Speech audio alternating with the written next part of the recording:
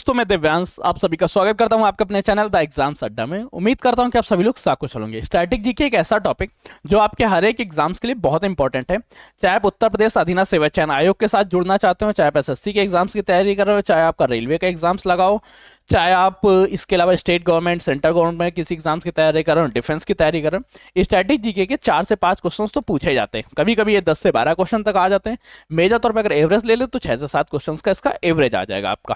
इसी क्रम में वर्ल्ड हेरिटेज साइट्स विश्व धरोहर स्थलों के बारे में अगर चर्चा करें तो ये तो वो टॉपिक है जिससे एक क्वेश्चन तो पूछा ही जाएगा। अच्छा, विश्व धरोहर साइट्स बनाने के फायदे क्या होते हैं? सबसे पहले तो उसको पब्लिसिटी बहुत मिल जाती, तो बहुत सारा टूरिज्म आ जाता है, देश का भी विकास, स्थल का भी विकास, उस राज्य को या उस क्षेत्र को संरक्षित किया जाता है।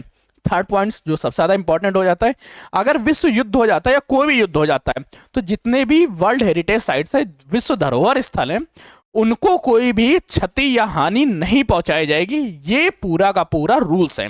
तो ये सारे रूल्स के साथ हर एक इंसान, हर एक देश ये चाहता है उसके कई साइट्स विश्व धरोहर स्थलों में सूचित हो जाए।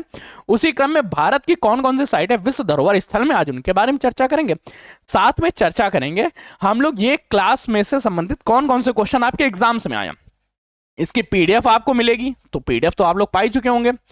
नोट्स आपको मिल ही रहे हैं, स्टडी क्लासेस मिल ही रही हैं।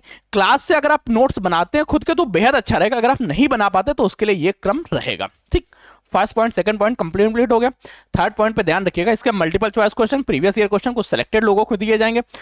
वहां तक आपको कैसे बनना है ये आप देख लीजिएगा। पीडीएफ नोट्स कहाँ मिलेंगे ये सब आपको जानकारियां होंगी। नहीं जानकारियां तो कमेंट करिएगा, या आपके पास एक नंबर दिया गया तो उस नंबर पे आप टेक्स्ट करिएगा, वहां मैं आपको सब कुछ शेयर कर दूंगा। चलिए आप क्लास को स्टार्ट करते हैं और देखते हैं इसमें कौन कौन से इंपॉर्टेंट पॉइंट्स है वर्ल्ड हेरिटेज साइट्स के। सबसे पहले ध्यान रखिए, अंतरराष्ट्रीय स्तर पे इमारतों या धरोहरों को संरक्षित करने के लिए एक स्थल बनाया गया, एक एरिया, एक समूह बनाया गया जिसका ये कार्य दिया गया, जिसको हम लोग देते हैं यूनेस्को के वर्ल्ड हेरिटेज साइट्स के रूप में। और इसका जो विश्व धरोहर स्थल के लिए एक डे डिसाइड किया गया, जिस डे को मनाया जाएगा विश्व में जितनी भी धरोहर साइट हैं उनके संरक्षण क्रम में बनाया जाए, वो था 18 अप्रैल। आपसे क्वेश्चन पूछा जा सकता है विश्व धरोहर स्थल के बारे में, विश्व धरोहर दिवस कब मनाया जाता है? वो मनाया था 18 अप्रैल को। 2024 की थीम याद रखिएगा, क्योंकि 2024 की थीम आपसे पूछा जा सकता है 25 जब आएगा तब 25 की थीम याद रखिएगा, विविधता की खोज करें व उसका अनुभव करें। क्या याद रखिएगा? विविधता की खोज करें, विविधता की खोज करें व उनका अनुभव करें, की खोज करें व उसका अनुभव करें, व उसका अनुभव करें, वह उसका अनुभव करे। बोर्ड बहुत अच्छा, राइटिंग बहुत अच्छी थी। चलिए आप समझ ही गए होंगे, आगे देखते हैं। आप किसी भी क्षेत्र को अगर वर्ल्ड हेरिटेज साइट में बनाया जाए तो उसके क्या फायदे रहते हैं, लोकप्रियता के बारे में, ये सभी बारे में चर्चा कर चुके। विश्व धरोहर स्थल 2024 18 अप्रैल को मनाया गया। थीम क्या थी? विविधता की खोज करें व उसका अनुभव करें। 18 अप्रैल यूनेस्को द्वारा विश्व धरोहर स्थल में 27 नए स्थलों की घोषणा की गई, और इसी के साथ विश्व में कुल 1233 स्थल हैं जो विश्व धरोहर स्थल है। ये धरोहर स्थल दो तरह के, मूर्त होते हैं कि अमूर्त होते हैं। जो सांस्कृतिक हैं वो क्या है 952, प्राकृतिक 241 और मिश्रित तौर पे 40 है। ऐसे ही अगर भारतीय स्थलों की चर्चा करें, भारतीय विश्व धरोहर स्थलों की संख्या 43 हो चुकी, 43, जिसमें से 35 सांस्कृतिक हैं और प्राकृतिक तौर पे 7 है, एक मिश्रित है। इन सभी के बारे में अब हम लोग आगे की क्लास में चर्चा करने वाले हैं। अब सबसे पहले देखते हैं सबसे पहले कब संरक्षित होते हैं।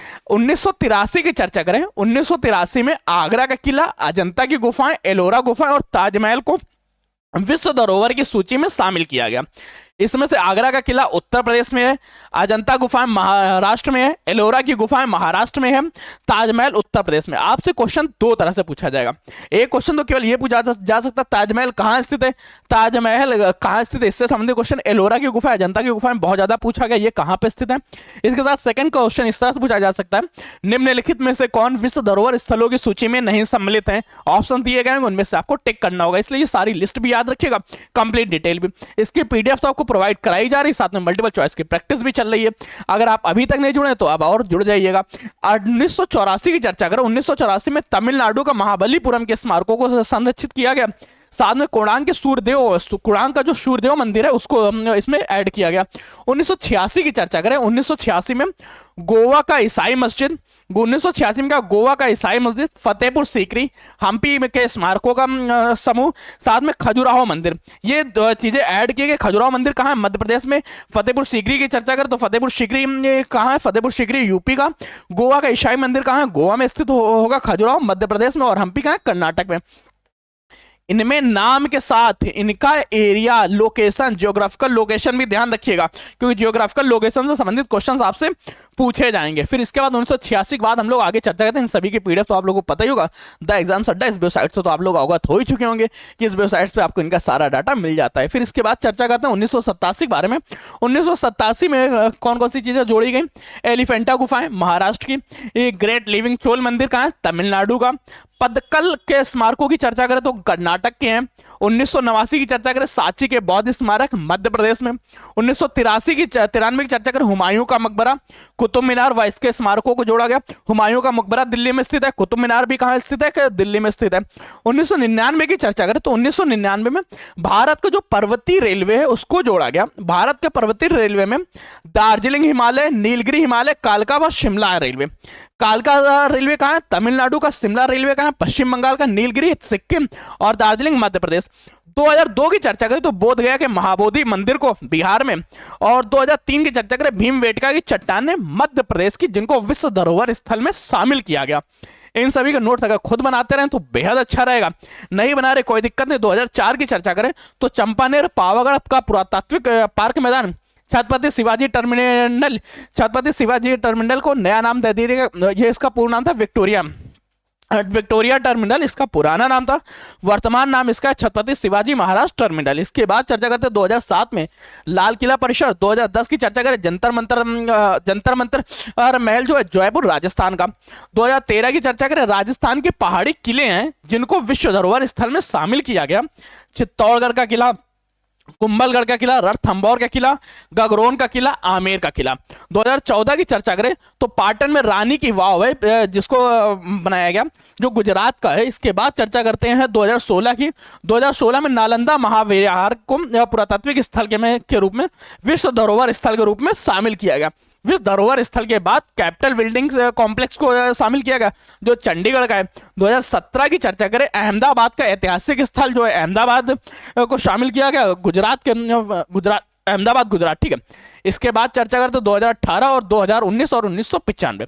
2018 की चर्चा करें तो 2018 में Victorian Gothic art deco assembly को, जो मुंबई में स्थित है, जयपुर की चार दीवारी राजस्थान को, 1985 की चर्चा करें काजीरंगा राष्ट्रीय पार्क, केवलादेव राष्ट्रीय पार्क व मानस जंगली अभ्यारण्य, इनको शामिल किया गया विश्व धरोहर स्थलों की सूची में।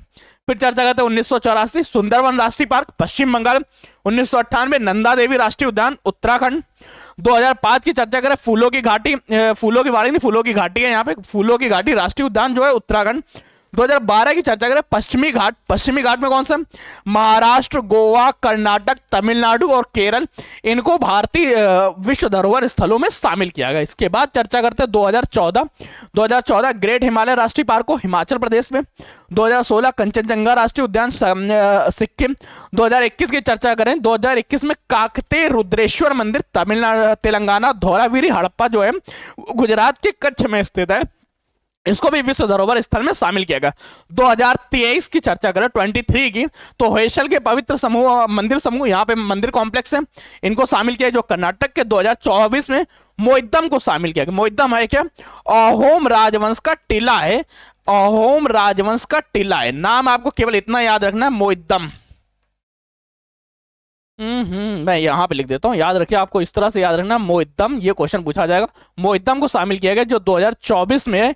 ये है क्या? ये अहोम राजवंश का टीला है, अहोम राजवंश का टीला है। राजवंश के टीले का मतलब क्या है? यहाँ पे शव को दफनाया जाता था, तो ये 100 दफनाने की प्रणाली है कि किस आधार पर 100 दफनाया जाता है। यह है कहाँ का? असम का। अब हम लोग चर्चा करेंगे सांस्कृतिक विश्व धरोहर स्थलों के बारे में, जो कोई मूर्ति नहीं है, लोगों द्वारा परफॉर्म किया जाता है। जैसे कोई डांस प्रक्रिया है, एक फेमस डांस प्रक्रिया, एक किसी चीज को कुकिंग प्रक्रिया है, जिस आधार पर वो उस चीज का स्वाद कहीं और नहीं आ सकता, जिस तरह की चीजें कहीं और रिपीट नहीं की जा सकती, ये कुछ जातियों द्वारा, कुछ लोगों द्वारा संरक्षित है, उनके बारे में चर्चा करेंगे। जैसे वैदिक जप। वैदिक जप क्या है? ये कोई सांस्कृतिक प्रक्रिया नहीं, ये कोई मिट्टी का स्थान नहीं है, ये कोई ईंट गारे की बिल्डिंग नहीं है, ये केवल जप है, मंत्र है, जो 2008 में यूनेस्को की अमूर्त सांस्कृतिक सूची में शामिल हुई। रामलीला 2008 में। कुटियप्पम की चर्चा करें तो केरल का संस्कृत नृत्य जो 2008 में शामिल हुआ। रामबेडम गढ़वाल गढ़वाल हिमाचल प्रदेश की है, 2009 में शामिल हुआ। मुदियट्टू की चर्चा करें तो नृत्य शैली है केरल की, 2010 में। कालबेलिया 2010 में। छऊ नृत्य 2010 में। लद्दाख बौद्ध जप जाप जो वो 2012 में। मणिपुर संकीर्तन नृत्य जो है 2013 में शामिल किया गया। जालिया गुरु 2014 में शामिल किया गया। योग 2016 में। नवरोज 2016 में। कुंभ मेला 2017 में। और दुर्गा पूजा जो है 2021 में शामिल की गई। तो ये लिस्ट याद रखिएगा, इनमें जितनी भी चीजें आई हैं इन सभी के एक एक पॉइंट्स को आपको याद रखना पड़ेगा आपके कॉम्पिटिटिव एग्जाम की दृष्टि से। जैसे कुटियट्टम आपसे पूछ ले किस राज्य का है, कहां पर फेमस तौर पे मनाया जाता है, और इससे संबंधित कौन कौन से की फैक्टर है, तो इन सभी को प्रिपेयर कराने के लिए द एग्जाम अड्डा आप लोगों के साथ सदा खड़ा है, और ये आप लोगों इन सभी की तैयारी करा के रहेगा। छऊ नृत्य के बारे में, कलबेलिया नृत्य 2010 में। मुदियत्तम कहाँ है? नृत्य मुदियत्तम क्या है? एक नाट्य नृत्य शैली है जो 2010 में यूनेस्को वर्ल्ड हेरिटेज साइट में शामिल हुई। लद्दाख में जो बौद्ध जाप है वो 2012 में शामिल हुए। मणिपुर का संकीर्तन नृत्य 2013 में शामिल हुआ। जंडियावाल गुरु जो है जो 2014 में शामिल हुए। योग 2016 में। नौरोज क्या है? 2016 में। नौरोज एक प्रथा है, ठीक है। नौरोज व पैबोस दोनों में ध्यान रखिएगा, पैबोस और नौरोज के बारे में कभी चर्चा करते हैं, ठीक है। कुंभ 2017 में शामिल हुआ और दुर्गा पूजा 2021 में। आज के सेशन को यहीं रखते हैं जहां पर हम लोगों ने चर्चा की यूनेस्को वर्ल्ड हेरिटेज साइट्स के बारे में। उम्मीद करते हैं कि आपको हमारा सेशन या प्रयास पसंद आ रहा होगा। अगर पसंद आए तो सेशन को लाइक करिए, दोस्तों से शेयर करिएगा, और दोस्तों से कहिएगा कि वो अपने और भी दोस्तों के साथ शेयर करें, ताकि जितनी ज्यादा ये लोगों तक पहुंचेगी उतना हमारी और भी इच्छा करती है कि जैसे जैसे व्यूज बढ़ते जाते हैं, लोग जुड़ते रहते हैं, वैसे हमारा मन और भी करता है कि आपको और भी चीजें प्रोवाइड कराया जाए। आज के सेशन को यहीं तक रखते हैं, मिलते हैं नेक्स्ट सेशन में। नेक्स्ट सेशन में हम लोग जानकारी करेंगे भारत के सभी वन्य जीव अभ्यारण्य के बारे में। आज तब तक के लिए कीप स्टडी, कीप स्माइलिंग, पढ़ते रहिए, मुस्कुराते रहिए। पढ़ाई मुस्कुराहट एक साथ अच्छी लगती है, अकेले में दोनों ही अधूरे हैं। मिलते हैं नए सेशन में नई जानकारियों के साथ। तब तक के लिए धन्यवाद दोस्तों। अपने दोस्तों के साथ शेयर करिए और उनसे कहिए वो और भी दोस्तों को शेयर करें। तब तक के लिए